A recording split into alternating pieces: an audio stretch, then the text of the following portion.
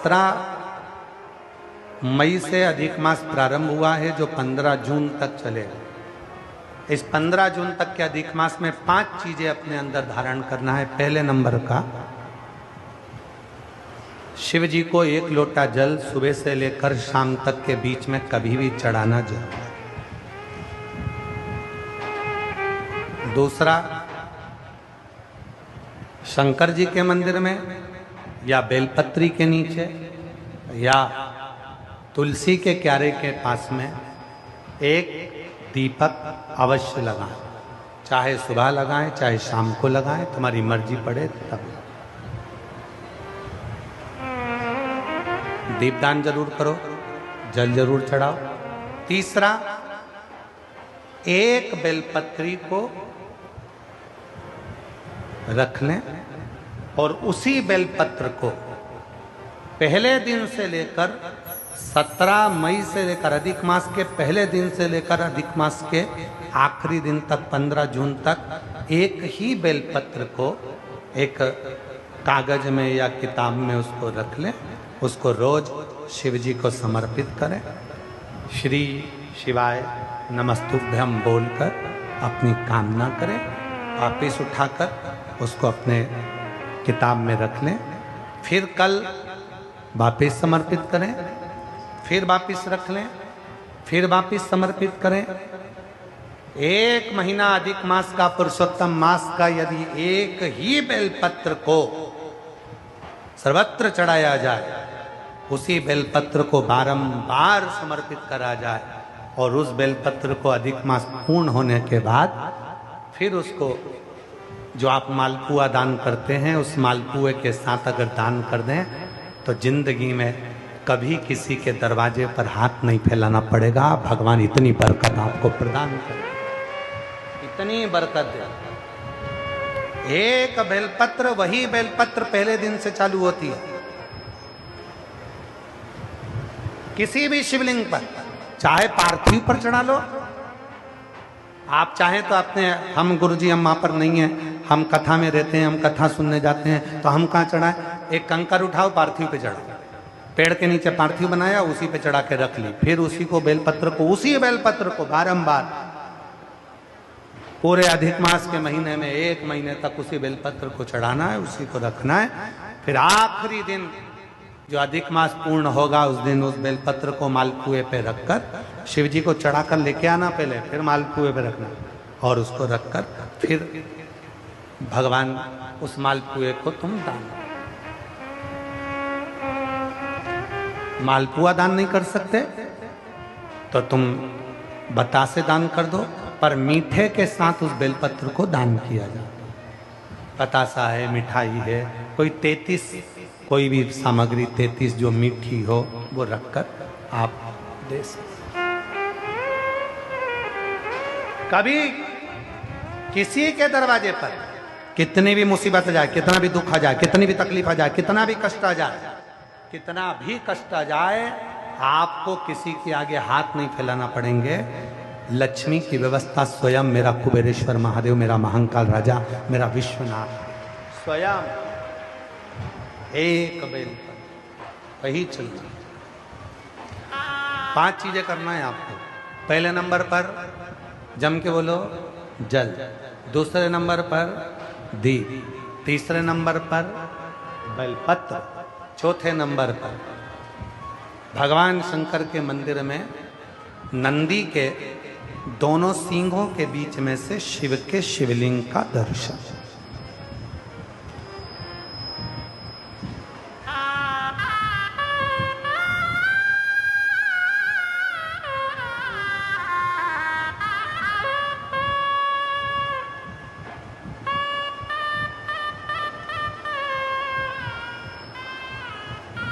नंदी के जो सींग है उन सींग के मध्य में से भगवान शंकर का दर्शन। क्यों? किस लिए? अगर पुरुषोत्तम मास में, अधिक मास में हम नंदी के दोनों सींगों के बीच में से शंकर के शिवलिंग का दर्शन कर लेते हैं तो अपने अंतिम सांस तक शरीर के अंदर कोई बड़ी बीमारी कभी नहीं आती, कोई गंभीर बीमारी कभी नहीं। क्योंकि ज्येष्ठा का अधिक आया। जिसका विवेक बुद्धि स्थिर नहीं होती है ना,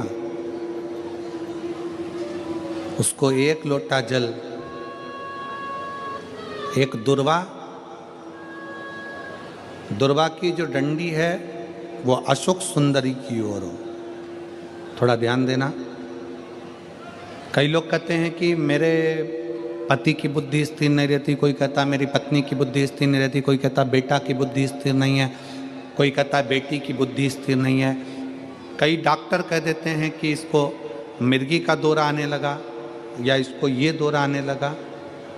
तो उस समय पर थोड़ा ध्यान देंगे। ये शिवलिंग जलाधारी,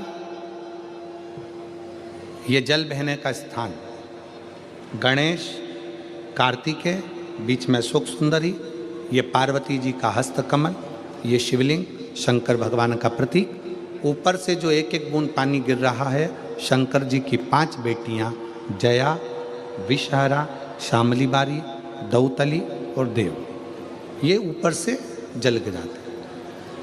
एक बेलपत्र, डंडी का मुख अशोक सुंदरी की ओर, एक दुर्वा, डंडी का मुख अशोक सुंदरी की ओर, और जल चढ़ाने का स्थान 3। पहला, शिवलिंग का जल अगर इधर बह रहा है तो इधर खड़े होकर, दूसरा जल उसी पानी का एक ही लोटा, थोड़ा सा जल इधर से, थोड़ा इधर से खड़े होकर, थोड़ा इधर से खड़े होकर, कर्ण घंटेश्वर महादेव जो कि काशी में विराजते हैं, कर्ण घंटेश्वर महादेव के नाम से 3 स्थान से जल चढ़ाया जा। और वो जल का आचमन, जिसका मस्तिष्क कामना करता हो, दिमाग कामना करता हो, स्थिर ना रहता हो, मिर्गी के भी अगर दौरे आते हों तो उस जल का भाग उसको अवश्य दीजिए। धीरे धीरे उसकी बुद्धि और विवेक काम करना चालू करेगा। और साथ में जो मिर्गी के दौरे आ रहे हैं, वो मिर्गी का दौरा धीरे धीरे बंद होता चलेगा। कर्ण घंटेश्वर महादेव, एक बार वापिस बोलो, कौन से महादेव हैं? कर्ण घंटेश्वर। महापुराण में एक बड़ी सुंदर बात कही है महाराज, यदि कोई बीमार है, मंदिर नहीं जा सक रहा, वो मंदिर नहीं जा सकता, बीमार हो गया, अपने हाथ का स्पर्श कराकर भी अगर कोई एक लोटा जल शिव के मंदिर में भेजना प्रारंभ कर देता है और वही चढ़ाए हुए जल का भाग उस बीमार व्यक्ति को आचमन कराना प्रारंभ कर देता है, 3 दिन के अंदर उसको उठकर बैठना ही पड़ता है। इतनी शिव की कृपा उसमें प्रबलता है।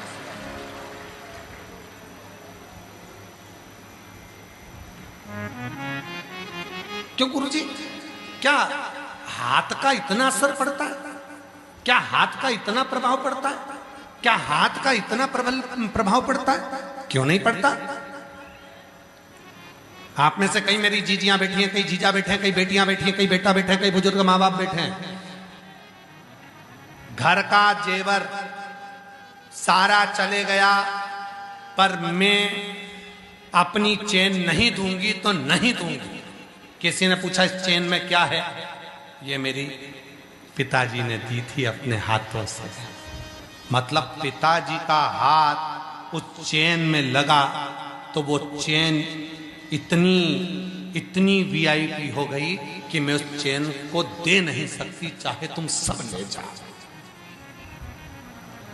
हाथ लगने का इतना प्रभाव है। चेन कीमत वाली हो गई। 1000 मंगलसूत्र खरीद लो बाजार में जाकर, 50 मंगलसूत्र खरीद लो बाजार में जाकर, भले रानी हार खरीद लो चाहे देवरानी हार खरीद लो। रानी हार बड़ा होता है, देवरानी हार छोटा होता है। तुम लोगों ने शादी में देखा होगा, एक हार होता है देवरानी हार, जिसको एकदम फिट करके पहनाया जाता है। वो देवरानी हार इसलिए पहनाया जाता है कि अब तेरे घर में देवरानी आ रही है, ऐसी गला कसेगी तेरे जा। देवरानी। रानी हार थोड़ा बड़ा होता है कि आराम से जब तक कोई नहीं तब तक तुम रानी, और जिस दिन आई देवरानी तो एक रानी हाल एक देवरानी।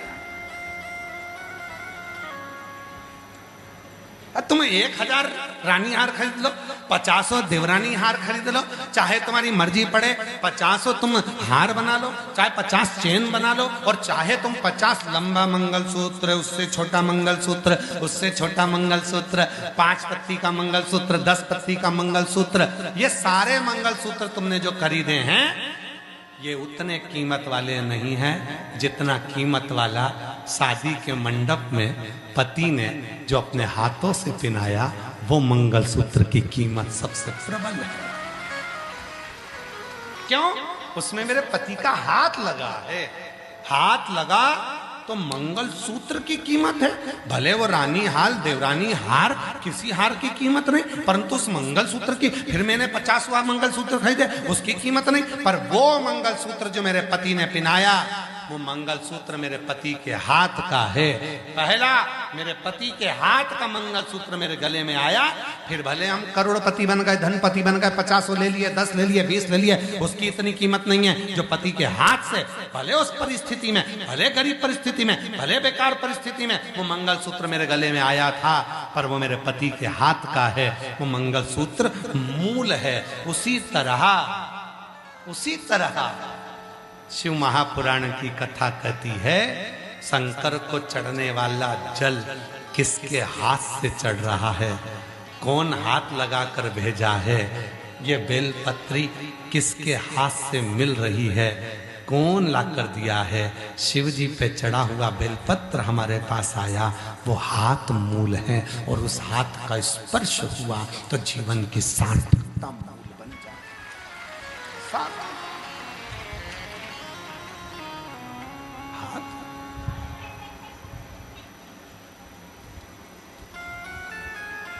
कहां नींद आती है?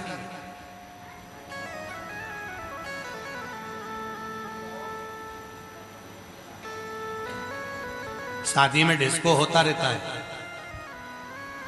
शादी में महिला संगीत होता रहता है, डिस्को होता है, डीजे बजते हैं, बैंड बाजे बजते हैं, नगाड़े बजते हैं, शादी में डिस्को होता है, बहुत सारा लोग नाचते हैं। नींद आती है क्या वहां पर? जम के बोलो जरा। नहीं आती। सुंदरकांड में जाकर बैठ जाओ, रामायण में जाकर बैठ जाओ, कथा में जाकर बैठ जाओ, सिर पे पल्लू लेके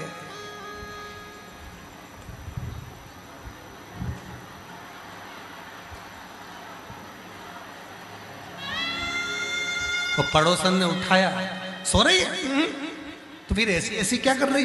कहीं नहीं, भोलेनाथ जी भाग रहे थे तो बुला रही थी। बाबा भाग रहा है, बुला रहा है। कहां नींद आई है? छोटा बच्चा पड़ोसी के यहाँ खेलता है, सोता नहीं है। छोटा बच्चा पड़ोसन के यहाँ जाएगा, खेलेगा, सोएगा नहीं। छोटा बच्चा पूरे मोहल्ले में जाएगा, खेलेगा, सोएगा नहीं। पर वो छोटा बच्चा जैसे ही मम्मा की गोद में आएगा, माँ की गोद में आएगा, और माँ की गोद में आके जैसे ही लेटा और माँ ने उस पे हाथ रखा, और वो बच्चे को धीरे से बिना खाए पिए, कुछ नहीं खाया पिया, तो भी बस माँ की गोद में उसको नींद आना प्रारंभ हो जाती है। उसी तरह नींद अगर सही आती है तो परमात्मा की गोद में ही आती है, श्री हरि की गोद में ही आती है। शिव की कथा को स्मरण में, भक्ति में, भजन में, मंत्र जाप में, नाम जाप में, स्मरण में नींद आती ही आती है। भगवान के भजन में नींद आएगी, बाकी के कहीं पर नहीं। जगदम्बा दुर्गा भवानी के कानों में शब्द पड़ा और माँ बेचैन, माँ बेचैन, उनके मुंह शब्द सुनते से उनकी बेचैनी बढ़ गई, शब्द सुनते से वो बेचैन, कानों में शब्द जाते से वो बेचैन। बाबा बाबा सब कहे और माता कहे ना कोई। 3 दिन जब विश्व का भरण पोषण करने वाला विश्वनाथ,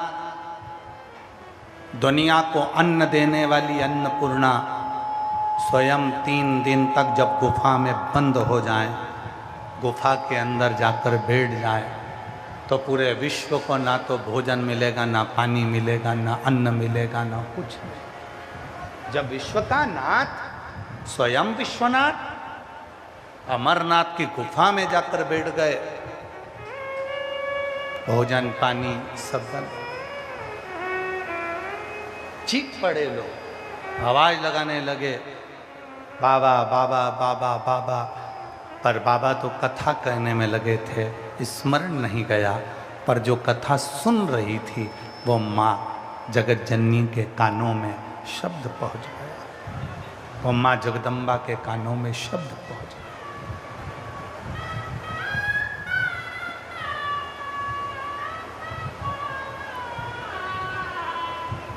दौड़ पड़ी माँ, शिव कथा कर रहे हैं। भगवान शंकर ने आवाज लगाई, पार्वती तुम कहाँ जा रही हो? पार्वती जी कह रही हैं, किसी भूखे को भोजन और प्यासे को पानी देने जा रही हूँ बाबा बर्फानी, अभी आता। पार्वती कथा छूट जाएगी, तुमको दोष लग जाएगा। कथा रह गई तो तुमको दोष लगेगा। पार्वती जी कहती हैं,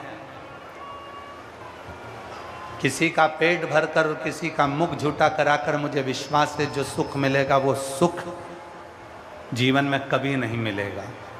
माँ जगत जननी 3 दिन की अमरनाथ की कथा श्रवण कर कर ओझल होती हैं और सबका पेट भरकर सबका मुख झूठा कराकर फिर कथा सुनने बैठती हैं। तो भगवान शंकर ने कह दिया, पार्वती देवताओं को श्राप लगा है कि इनके घर में संतान नहीं होगी, और ये श्राप किसी और का नहीं, दधीचि ऋषि की धर्मपत्नी सुवार्च का है। मैं गर्भ से हूं और तुमने मेरे पति के प्राण ले लिए। मैं श्राप देती हूं किसी देवता की पत्नी गर्भित नहीं होगी। जरा ध्यान देना कथा पर। अधिक मास के पवित्र अवसर पर, पुरुषोत्तम मास के पवित्र अवसर पर पार्वती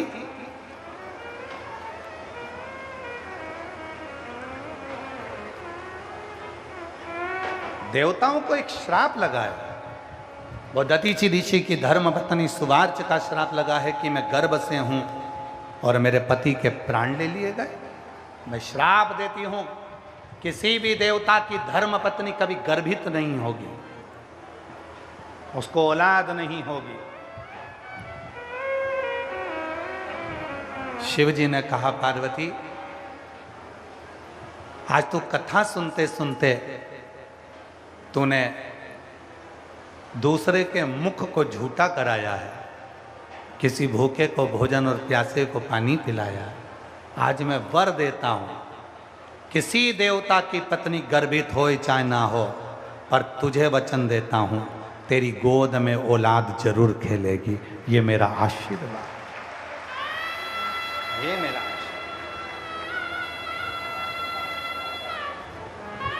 कथा सुनने वाले साधारण इंसान नहीं आते, शिव स्वयं कथा के पंडाल में भक्त के रूप में आकर बैठता है। उसको भोग लगा दिया, उसने दे दिया, उसको लगा।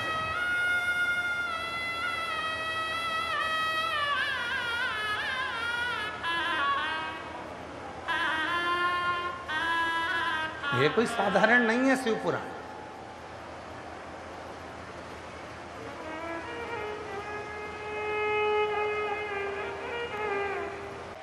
कोई ने कहा 71 लाख का हो गया, कोई ने कहा 61 लाख का हो गया, कोई ने कह दिया 1,21,00,000 का हो गया, कोई ने कह दिया इतने लाख का हो गया। तो मैं खुशी होना चाहिए।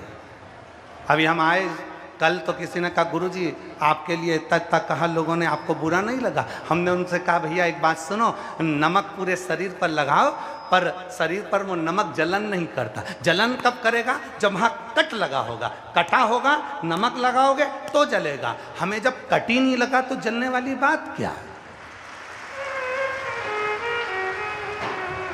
जिसको कट लगा होगा जलेगा उसको। कोई 1 करोड़ 21 लाख बोल दे, कोई 50 करोड़ बोल दे, कोई 25 करोड़ बोल दे, कोई 70 लाख बोल दे, कोई 90 लाख बोल दे, उससे बोलने से होगा क्या? मेरा बाबा कुबेरेश्वर महादेव है, जब वो तुमको दे सकता है तो क्या सीहोर वाले बाबा को नहीं दे सकता? विचार करिएगा जरा। मैं पूरी मीडिया को दंडवत प्रणाम करता हूं, और पूरी मीडिया को। आज तक किसी कथा में हम किसी मीडिया से नहीं मिले, क्योंकि हमारे पास में हम 4 दिन तक नहीं मिलते, पर इस पंडाल में हम कर जाते हैं। करनाल की पूरी मीडिया से एक दिन जरूर मिलूंगा, जिन्होंने इतना सुंदर इस कथा को संभाला। अधर्म का नाश कर कर धर्म की स्थापना करी, असत्य को नीचे झुकाकर सत्य को आगे करा, और पूरी 36 कौम के जितने जितने अधिकारी गण हैं 36 कौम के, हम मिलते नहीं हैं, पर इस कथा को पहली बार अपने 30 साल के इतिहास को तोड़ेंगे और पूरी 36 कौम के अधिकारियों से भी मिलेंगे जिन्होंने इस कथा को हथेली पर झेला।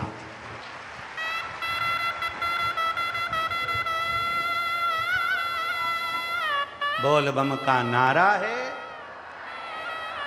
ये करनाल है, दानवीर कर्ण की भूमि। ये हरियाणा है, वे हरियाणा प्रदेश जब पूरे विश्व को वो अन्न पैदा कर कर हरियाणा का किसान खिला सकता है पूरे भारत को, तो क्या शिव भक्तों को नहीं खिला सकता था? एक एक मंडी के व्यापारियों को मैं नमन करता हूं, जिन्होंने मंडी के व्यापारियों ने इस कथा को संभाला। पूरे मंडी का एक एक व्यापारी, चाहे छोटा हो बड़ा हो, उसको नमन है हमारी तरफ से। संभाल।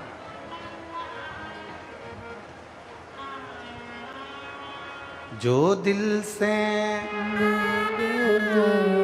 वो दिल से देगा, मेरा भोला भंडारी है, खाली झोली भर देगा।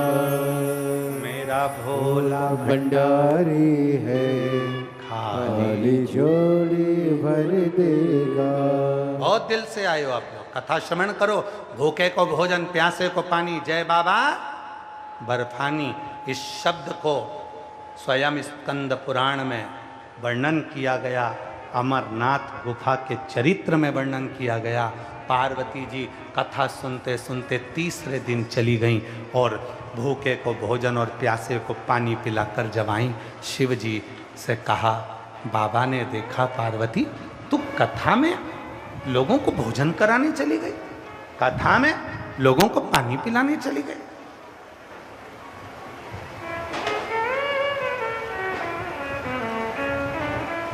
होती है, बहुत कथा चलती है।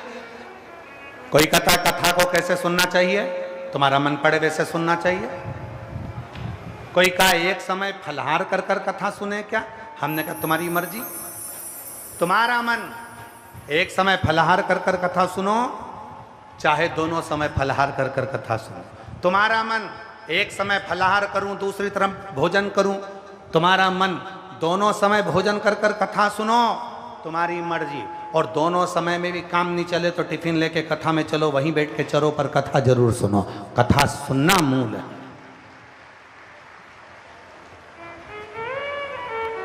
जैसे वो तंबाकू वाले होते हैं ना, इनका दिल नहीं भरा तो कथा में बैठ तो जाते हैं।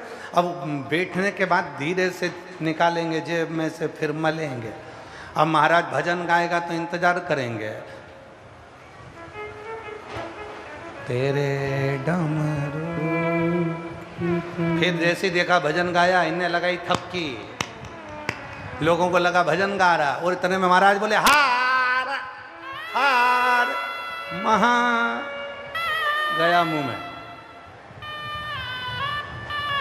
इन्हें कोई मतलब नहीं, इनका तो बस अपना कहीं पर भी रहे, भाव शुद्ध होना चाहिए, दिल शुद्ध होना चाहिए, मन शुद्ध होना चाहिए। मेरे शिव को तुम्हारा धन नहीं, मेरे शिव को तुम्हारी दौलत नहीं, मेरे शिव को तुम्हारी संपदा नहीं, मेरे शिव को एक करनाल वाली मेरी जीजियों, मेरे जीजाओं, मेरी बेटियों, मेरे बेटाओं, मेरे बुजुर्ग माँ बाप, बस जैसे करनाल के लोगों की भक्ति है।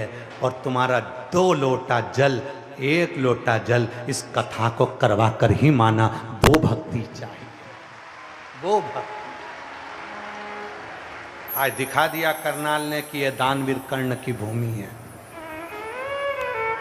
आज दिखा दिया करनाल ने, आज दिखा दिया घरुंडा ने कि ये वो कर्ण की भूमि है, दानवीर कर्ण की। वो कर्ण जो साधारण नहीं था। अर्जुन को एक बार अहंकार आ गया था और अर्जुन ने कहा मेरे बराबर कोई दान नहीं कर सकता। भगवान कृष्ण ने एक सोने का पहाड़ बना दिया। अर्जुन से कहा अर्जुन मेरा मन है ये सोने के पहाड़ पर जितना भी सोना है तू दान कर दे। अर्जुन ने कहा ठीक है। पूरे नगर में सूचना कर दी कल अर्जुन सोना दान करेंगे, आ जाओ। लाइन लग गई सोना दान करने की। अर्जुन ने किसी को 1 तगाड़ी सोना, किसी को 2 तगाड़ी सोना, किसी को इतना सोना, किसी को कम सोना, किसी को ज्यादा सोना अर्जुन ने देना चालू करा। सोना कम नहीं हुआ। अर्जुन थक गए, भगवान के पास गए, सोना तो खत्म ही नहीं हो रहा। भगवान ने कहा तो फिर अर्जुन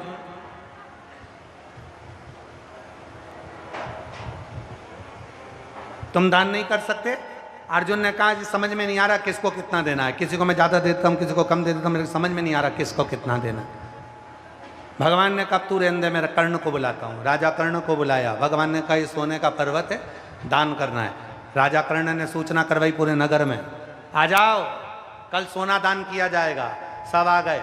राजा कर्ण ने हाथ जोड़कर कहा ये सोने का पहाड़ द्वारकाधीश का, ये सोने का पहाड़ भगवान कृष्ण का, ये सोने का पहाड़ भगवान भोलेनाथ का, और तुम भी भगवान भोलेनाथ के। जिसको जितना लगे उठा के ले जाओ। हरिहर महादेव। राजा कर्ण ने तगाड़ी भरकर सोना नहीं दिया, हाथ उठाकर सोना नहीं दिया, किसी को ज्यादा किसी को कम नहीं दिया। तुम्हारी मर्जी पड़े उतना ले जाओ। भगवान कृष्ण ने कर्ण को बुलाया। हे कर्ण, पूरा सोने का पहाड़ छोड़कर आ गया। कर्ण ने कहा जो मेरा था ही नहीं तो उसका दान करने का हक मेरा कैसे? तुम्हारा था इसलिए छोड़कर आ गया, जिसको जितनी मर्जी पड़ेगी ले जाएगा। द्वारकाधीश ने कहा रे कर्ण तेरे बराबर दानवीर दुनिया में कभी नहीं हो सकता। जो तूने करा वो किसी ने नहीं। और आज करनाल वालों ने दिखा दिया, 36 कौम ने दिखा दिया कि राजा कर्ण की नगरी में तुम रहते हो, तुम भी किसी दानवीर कर्ण से कम नहीं हो, तुम भी सब श्रेष्ठ। तुम्हारा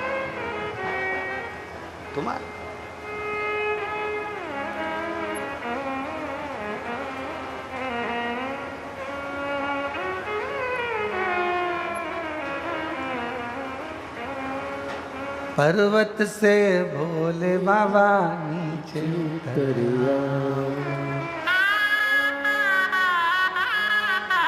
सबको याद है क्या? आप लोगों ने याद कर लिया क्या? अरे बोलो तो जम के। वारी मेरी जीजियों नजर उतरवा ली हो तुम्हारी जात। जरा एक बार आप लोग गुनगुनाओ पहले।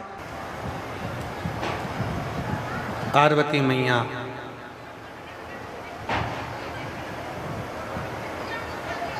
वापिस आई। शिव जी ने उनको आशीर्वाद दे दिया, संतान औलाद आशीर्वाद।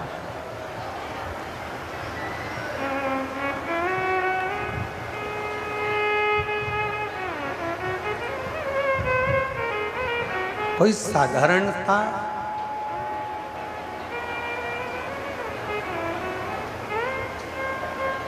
नहीं है आपके पास ढेर सारा धन, आप बहुत बड़ा भंडारा नहीं कर सकते। हर किसी को अपनी पानी की बोतल में से पानी तो दे सकते। शिव को चाहे, शिव का स्मरण। पार्वती जी को आशीर्वाद दिया। अभी आपको कथा में कहा था, कथा में वर्णन किया था।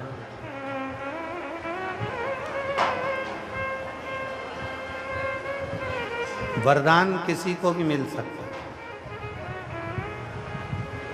पर आशीर्वाद हर किसी को नहीं मिलता।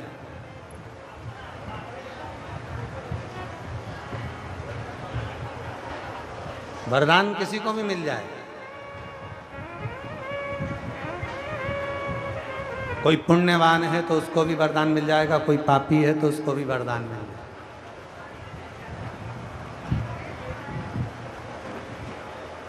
कोई अच्छा है उसको भी वरदान मिल जाएगा और कोई गलत है तो उसको भी वरदान मिल जाएगा। लंका के राजा रावण को भी वरदान मिल गया, हिरण्यकशिपु को भी वरदान मिल गया।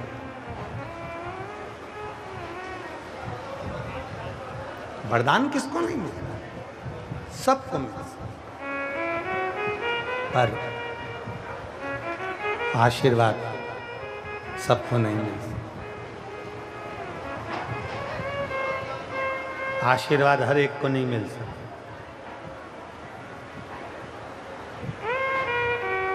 आशीर्वाद केवल मिलेगा उसी को जिसके हृदय में शिव भक्ति है।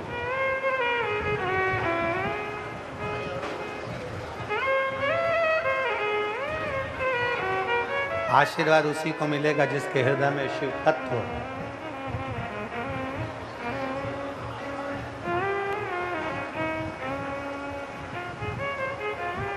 शिव महापुराण की कथा कहती है, पुरुषोत्तम मास चालू हुआ है,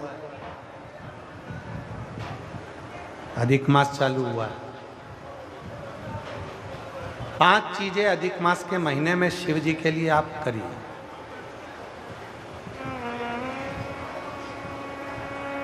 तीन वर्ष में एक बार अधिक मास आता है, पुरुषोत्तम मास आता है। हम पूरी कथा पुरुषोत्तम मास की भी आपको कथा के बीच में कहेंगे।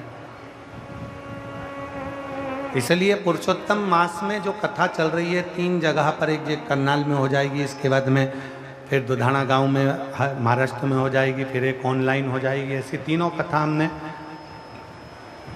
अधिक मास पार्ट 1, अधिक मास पार्ट 2, अधिक मास पार्ट 3 इस नाम से हम इस कथा को दिए। पूरे पुरुषोत्तम मास में, अधिक मास में आपको 3 कथाएं हम श्रवण कराएं, बाबा की कृपा हुई तो। और उन तीनों कथाओं का क्रम, शिव को कैसे रिझाया है।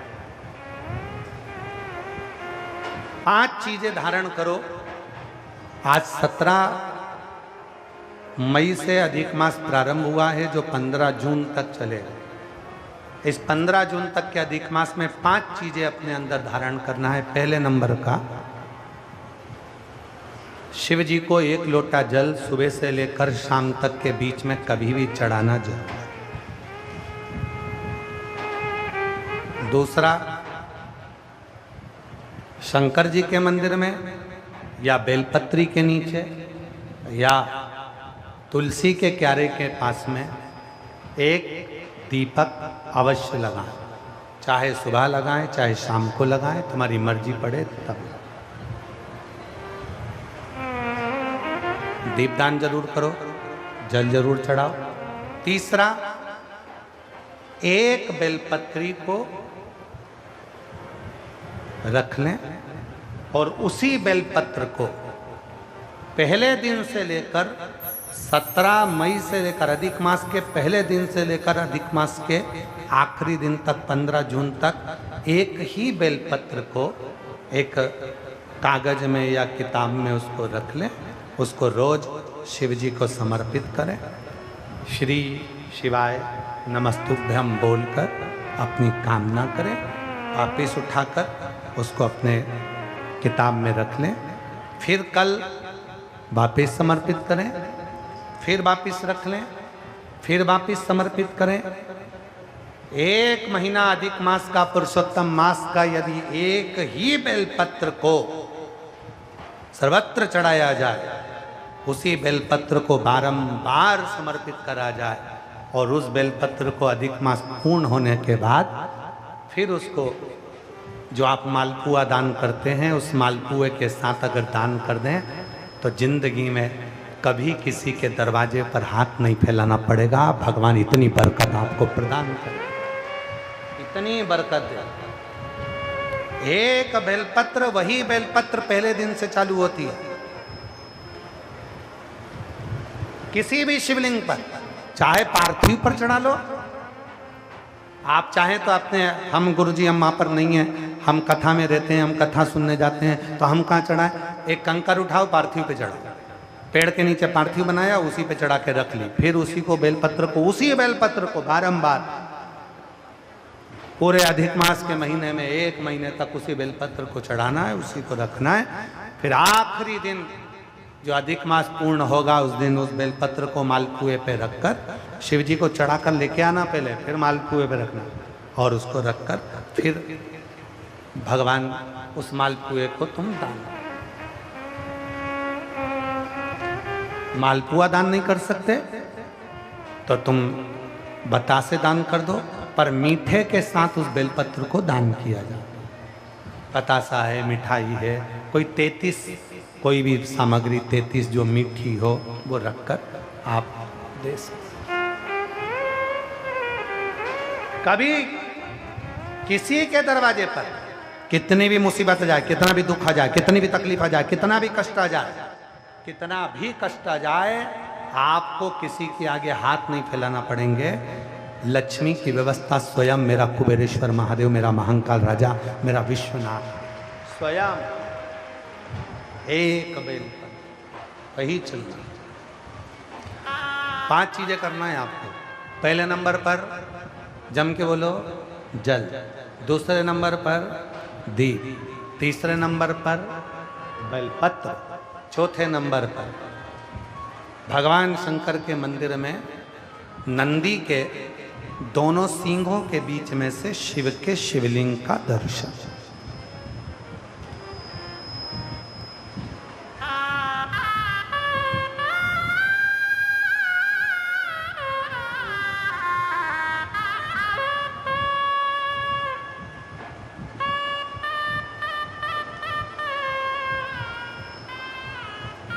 नंदी के जो सींग है उन सींग के मध्य में से भगवान शंकर का दर्शन। क्यों? किस लिए? अगर पुरुषोत्तम मास में, अधिक मास में हम नंदी के दोनों सींगों के बीच में से शंकर के शिवलिंग का दर्शन कर लेते हैं तो अपने अंतिम सांस तक शरीर के अंदर कोई बड़ी बीमारी कभी नहीं आती, कोई गंभीर बीमारी कभी नहीं, क्योंकि ज्येष्ठा का अधिक आया है। ज्येष्ठा का जो अधिक होता है उसमें अगर सींग, दोनों सींगों के बीच में से शिव के शिवलिंग का दर्शन करिए, शरीर में कभी कोई बड़ी बीमारी, ऐसी बीमारी नहीं आएगी जिसका इलाज है ही नहीं। रोगीले होकर, कष्ट भोग कर शरीर को नहीं त्याग, बहुत बड़ी बीमारी के साथ शरीर का त्याग नहीं करो। चौथा और 5वें नंबर पर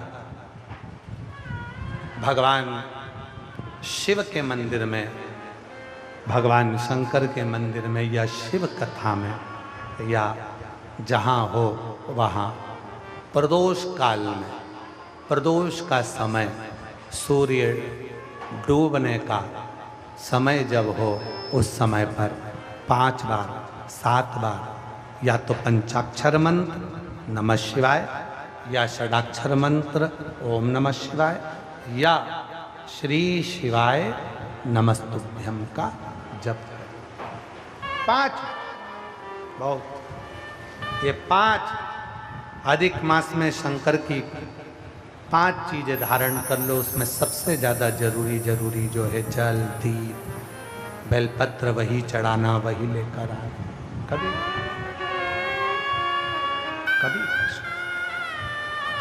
हाँ, यदि घर के बच्चे ज़्यादा बीमार रह रहे हैं, उनको सांस की प्रॉब्लम हो रही है, सर्दी ख़त्म नहीं हो रही, निमोनिया हो रहा है, बार बार उनको कफ जम रहा है, तकलीफ हो रही है, तो पीपल का छोटे से छोटा पत्ता लीजिए और एक बेलपत्री का पत्ता लेकर दोनों पत्र को अधिक मास की 7वीं के दिन शिव जी को समर्पित कर दीजिए।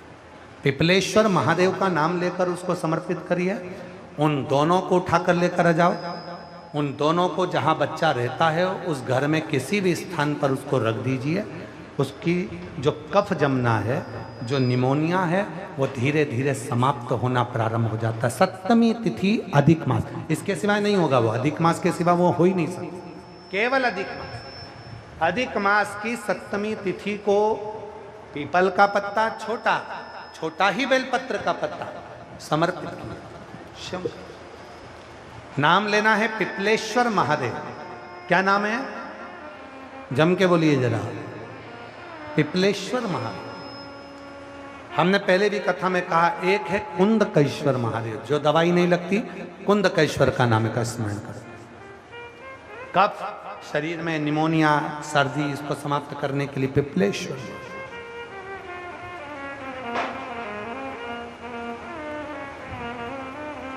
पिपलेश्वर महादेव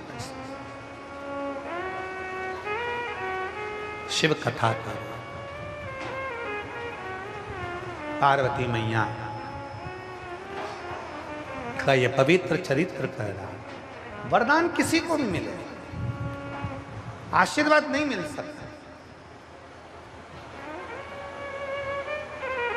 थोड़ा तप कर लीजिए, वरदान मिल जाएगा, आशीर्वाद नहीं मिले। थोड़ा व्रत कर लीजिए, वरदान मिल जाएगा, आशीर्वाद नहीं। आशीर्वाद पाना है तो शिव की शरणागति, घर में माता पिता की शरणागति, घर के बुजुर्ग की शरणागति करना।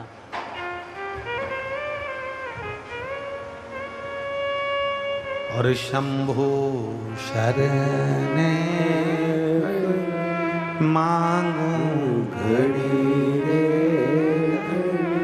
दुख का दया कर दर्शन आपो।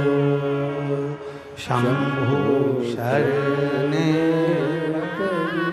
मांगू घड़ी रे घड़ी दुख काटो दया करीन दर्शन आपो। शिव को पुकारो, भगवान को पुकारो। कथा में कहा, बच्चा रोता है, माँ दौड़ कर आती है। जब हम और आप शिव महापुराण की कथा में भगवान को पुकारते हैं तो भगवान भी दौड़ कर आते हैं।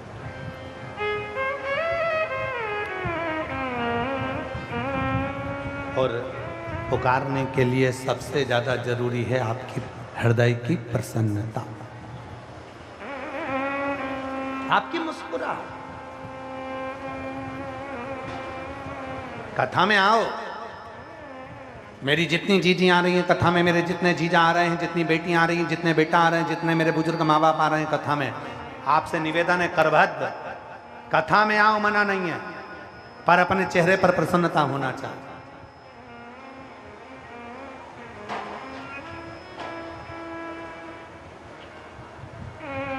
कथा में आना, ये सोचकर मत आना कि मैं को आगे बैठने को मिलेगा। कथा में आना तो ये सोचकर मत आना कि मैं आगे बैठूंगा, मेरी उससे पहचान, मेरी उससे पहचान, मेरी उससे पहचान, मेरी उससे पहचान। ना ना ना, शिव के होकर आओ कि मेरा बाबा मुझे जहां बिठाएगा वहां बैठूंगी, और मेरा बाबा जो मेरी झोली में डाल देगा मैं उसको लेकर चली जाऊंगी। बस तो कथा, तो कथा।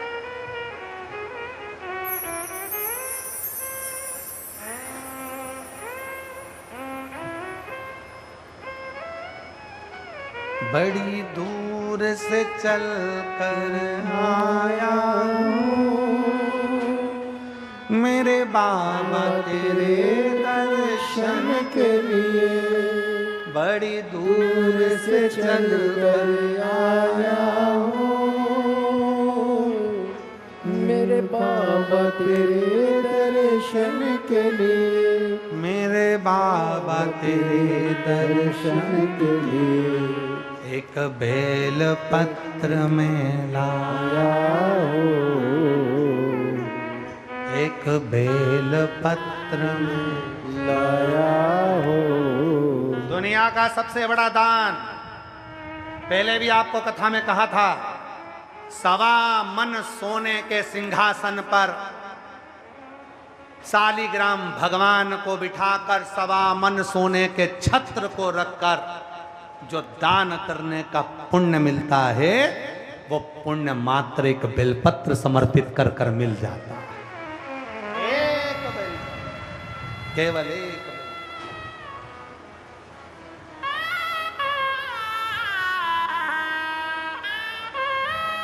मलता से। आप कथा सुनने आए हो, लाखों की भीड़ है, जहां जगह मिल रही है आप बैठकर कथा को श्रवण कर रहे हो, भाव से सुनो, भाव से प्रार्थना करो। जब कथा पूरी हो, 4 बजे जब कथा विराम हो, आरती हो, आरती के बाद वहां की मिट्टी को नमन कर कर, प्रणाम कर कर, अपने हृदय की कामना कर कर, फिर अपने गंतव्य की ओर, अपने घर की ओर, फिर अपने घर को। जिसको जल्दी हो घर जाने की, वो कथा में बिल्कुल ना आए। जिसको मन है कथा में कि 1 बजे से 4 बजे तक कथा सुनूंगा, 4 बजे के बाद मेरे को जाना है आरती कर कर, वो कथा में बैठे। जिसको जल्दी है वो अपने घर पर सुने, मोबाइल पर सुने, टीवी पर सुने। और भीड़ बढ़ाने के लिए बिल्कुल कथा में मत आना, भीड़ की जरूरत नहीं। भाव बढ़ाने के लिए कथा में आना कि मेरा बाबा है, दिल से कहूंगी, अधिक मास में मेरे गांव में आया है, बोलूंगी, और मेरा बाप, मेरा बाबा, मेरा कुबरेश्वर महादेव मेरे दिल की कामना पूर्ण करेगा, तो कथा में आकर बैठना, वरना घर पर अच्छे घर। क्यों? आशीर्वाद चाहिए हमें, वर नहीं चाहिए, हमें वरदान नहीं, हमें आशीर्वाद की जरूरत है।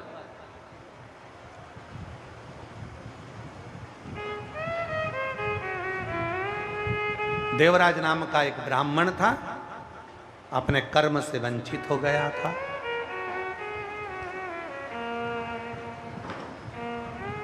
कर्म से वंचित हुआ,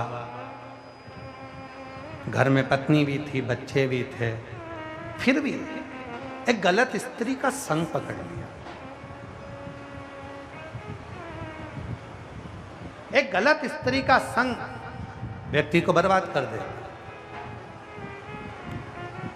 एक गलत नारी का संग व्यक्ति को पूरा बर्बाद कर कर छोड़ दे।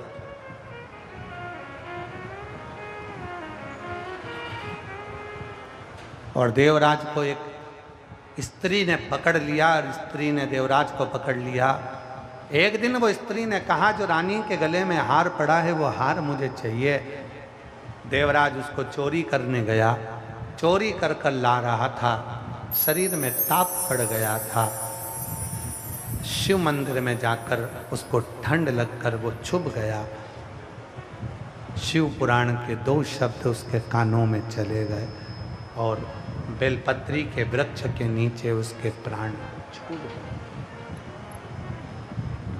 उसके प्राण चले, मर गए, शिव के धाम चला।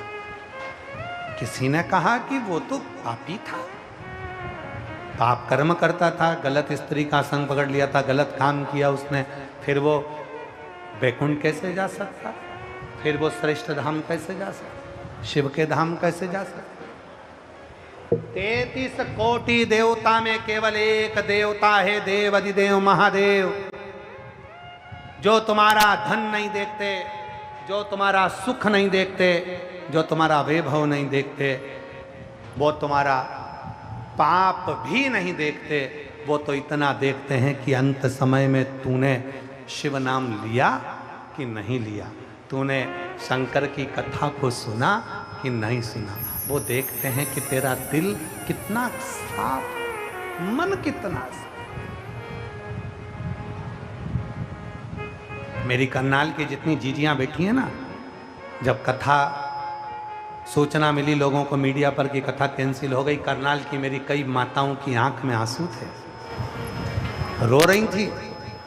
उनके पतियों से पूछो, उनका चेहरा उतर गया था, भोजन तक नहीं किया कई मेरी जीजियों ने। कई जीजियों ने भोजन नहीं करा करनाल की।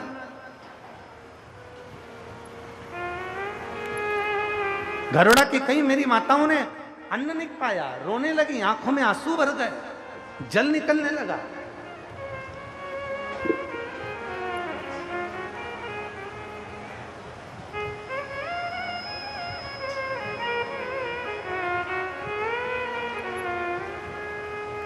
मेरी जीजियों, मेरे जीजाओं, मेरी बेटियों, मेरे बेटाओं, मेरे बुजुर्ग माँ बाप, सत्य मायने में एक बात कहें, करनाल में अगर ये कथा कैंसिल होने के बाद भी अगर वापिस से हो रही है तो इसमें तुम्हारा विश्वास और तुम्हारा एक लोटा जल, बाबा के ऊपर तुम्हारा भरोसा, तुम्हारी दृढ़, जो ये 36 कौम एकाग्रित होकर इस कथा को करवा रही है।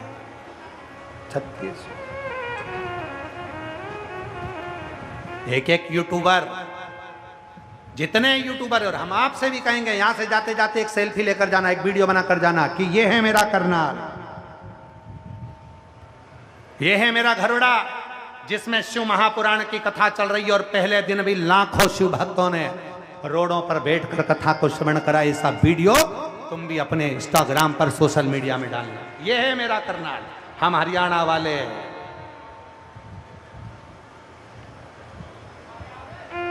ये वो भूमि है जो साधारण नहीं है। यहाँ तप, साधना, भजन, कीर्तन, स्मरण बढ़ता गया, बढ़ता गया। देवराज एक स्त्री के चक्कर में, वो स्त्री का चक्कर ऐसा पड़ा देवराज को कि अंतिम समय उसका स्त्री ने धन मांगा, शिव मंदिर में गया, प्राणों को त्यागा। शिव, एक बिंदुक नाम का ब्राह्मण था जिसकी पत्नी का नाम चंचुला था। बिंदुक था ब्राह्मण, पर कर्म नहीं कर पाया वो ब्राह्मण का। सबको अपना अपना कर्म करना चाहिए, थोड़ा नहीं तो ज़्यादा नहीं तो थोड़ा करना चाहिए, पर करो।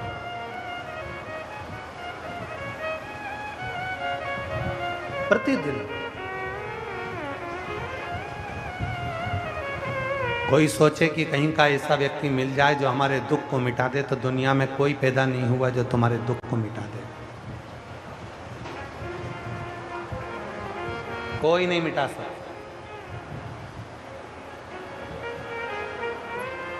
अपने दुख को अपने को खुद मिटाना है, अपनी मेहनत अपने को करना। दुनिया में ऐसी कोई कुर्सी नहीं बनी जिस कुर्सी पर तुम नहीं बैठ सकते। दुनिया में ऐसा कोई पद नहीं बना जिस पद पर तुम नहीं बैठ सकते। दुनिया में ऐसा कोई पद नहीं बना जिस पद पर तुम नहीं बैठ सकते। बस अपनी मेहनत, अपनी लगन और अपना कर्म बहुत जागरूकता के साथ करना पड़े, रात दिन एक करना पड़े, तब तुम अपनी मंजिल तक पहुंच सकते हो।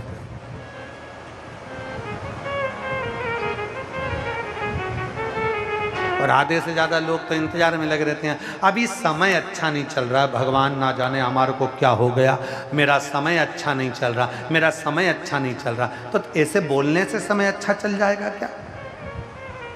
बार बार समय का रोना रोना, समय अच्छा नहीं चल रहा, समय अच्छा नहीं चल रहा, फिर माँ चले गए, बताओ महाराज जी पत्रिका दे दी, जन्म पत्रिका, ना जाने कितनी बार वास्तु शास्त्री से पूछ लिया, ना जाने कितनी बार कजन कौन कौन से शास्त्री से पूछ लिया, पर अपना भाग्य ही नहीं चमक रहा। अरे भाई, सब कुछ बदल कर देख लिया तो थोड़ा अपने आप को बदल कर देखो। जब अपने आप को हम बदलेंगे, अपने आप सब कुछ बदलना प्रारंभ हो जाएगा। सब कुछ बदलना, हम बदल ही नहीं रहे अपने आप को। हम तो लगे हैं कोई मिल जाए, गड़ा हुआ धन देकर चले जाए, कोई मिल जाए भभूति फेंक कर चले जाए तो हमको ऐसा हो जाए। ना ना, अपनी मेहनत करना, अपनी मेहनत, और स्वयं को करना पड़ेगा, कोई दूसरा नहीं। बिंदु प्रेत योनि में पड़ गया। चंचुला देवी को मालूम पड़ा कि मेरा पति मर गया है, उसका अंतिम संस्कार कर दिया, फिर भी वो प्रेत योनि में पड़ा था। एक दिन चंचुला देवी काशी चली गई। काशी में पहुंचकर चंचुला ने शिव महापुराण की कथा को श्रवण किया, सुना। जैसे ही जा रही थी, पानी में पांव फिसल गया, सीढ़ी से नीचे गिर गई, सिर में चोट लग गई, मर गई। चंचुला मरी, माता पार्वती जी की सहेली बन गई।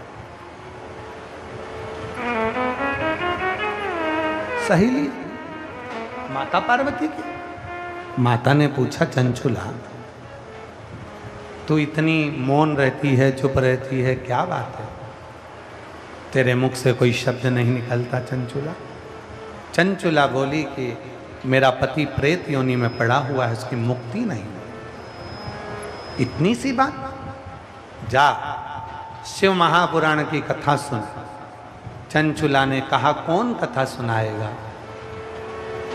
तब तुमरुका जी से कहा, शिव जी के एक ऐसे भक्त तुमरुका जी जिनका घोड़े का मुंह लगा है, हाथ में तानपुरा करताल है, शिव जी के सिवा उनके कानों में कोई शब्द ही नहीं जाता। केवल शिव की चर्चा, केवल शंकर का ही गुणगान, उसके सिवा कुछ। तुमरुका जी से कहा कि मुझे कथा करवाना है। तुमरुका जी बोले, कथा तो कर दूंगा, पर इसका यजमान कौन बनेगा? कोई यजमान भी तो चाहिए ना कथा सुनने के लिए।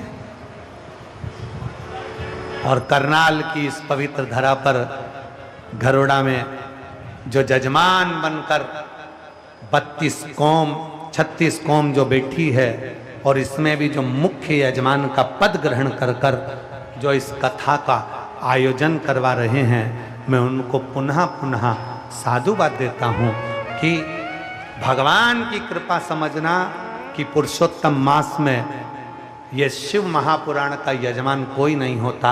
यजमान के रूप में स्वयं शंकर और पार्वती बैठकर कथा के यजमान बनते हैं। यजमान साधुता।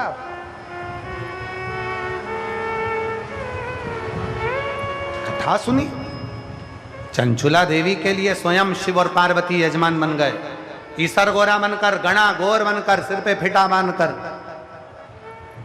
दुल्हन सा श्रृंगार कर कर भगवान शिव और पार्वती यजमान बनकर कथा सुनने के लिए चले और कथा श्रवण कर रहे हैं। ईसर जी गोरा जी आ रहे हैं, जोरदार ताली बजाकर उनका स्वागत करें। गणा और गौर पधार रहे हैं। बोल ईसर गोरा भगवान की।